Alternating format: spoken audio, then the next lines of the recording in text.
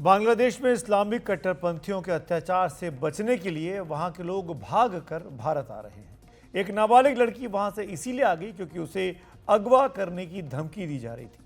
इस बीच जेल में बंद चिन्मय कृष्णदास की रिहाई की उम्मीदें फिर से कमजोर पड़ गई हैं क्योंकि याचिका लेकर कोर्ट पहुंचे उनके वकील के साथ मारपीट की गई और वहां से भागने पर उनको मजबूर कर दिया गया।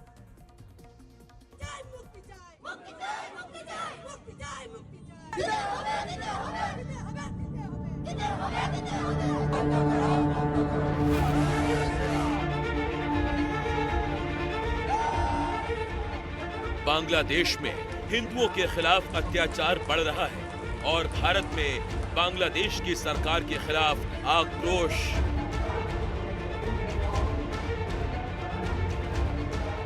आगे बढ़ने से पहले जरा सुनिए कि बांग्लादेश में क्या हो रहा है। बांग्लादेश में हिंदुओं को जान से मारने की धमकी मिल रही है। बांग्लादेश में लड़कियों को अगवा करने की धमकी मिल रही है। हिंदू होने के कारण कोर्ट के अंदर वकीलों पर हमले हो रहे हैं। बांग्लादेश बॉर्डर से लेकर दूर दराज के शहरों तक भारत में बांग्लादेश सरकार के खिलाफ गुस्सा बढ़ता ही जा रहा है। क्या ये बांग्लादेश में हिंदू होने की सजा है?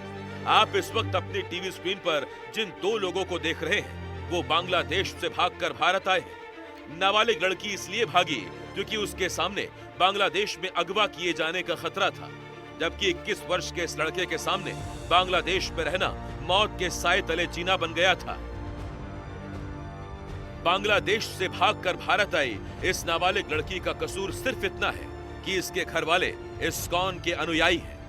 बांग्लादेश में लगातार कट्टरपंथियों से धमकी मिल रही थी कि अपहरण कर लेंगे, इसीलिए भागकर भारत आना पड़ा। जाहिर है इस लड़की ने भारत में अवैध रूप से प्रवेश किया और बॉर्डर पर रोक ली गई।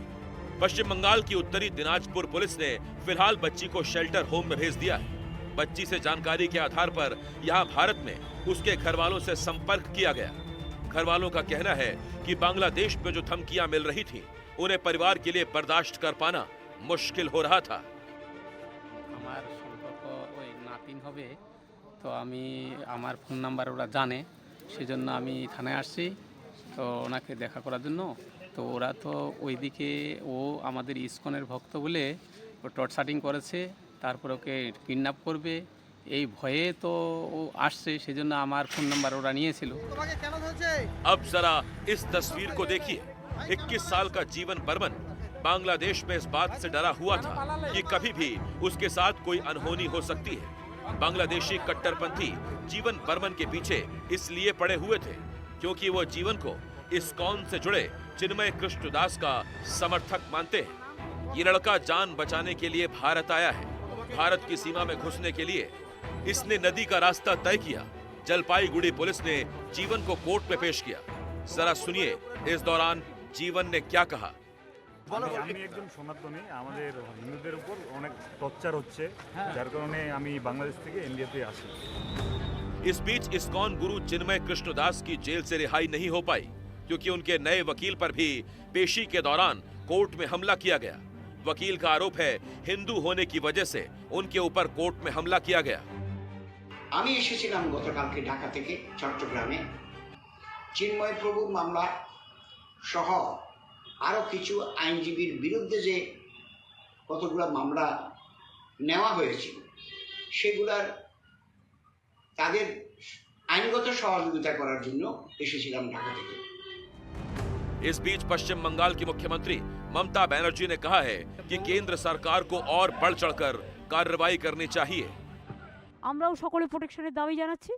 আমরা চাই government of India must act মানে কি মানুষকে নিরাপত্তা দিক, মানুষকে যারা ফিরতে চায় ফিরিয়ে আনার ব্যবস্থা দিক। কাজেই টোটালটা গভর্নমেন্ট অফ ইন্ডিয়ার ব্যাপার। আমরা শুধু চাই তারা আমাদের মাইনরিটিজদের রক্ষা করুক।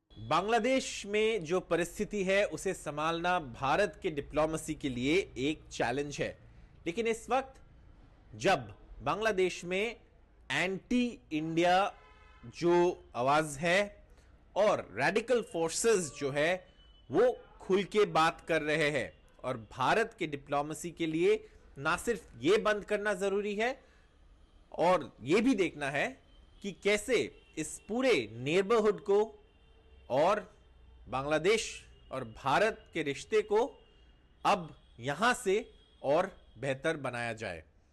कैमरा पर्सन जीडी शंकर के साथ कोलकाता से सौरभ गुप्ता, एनडीटीवी इंडिया।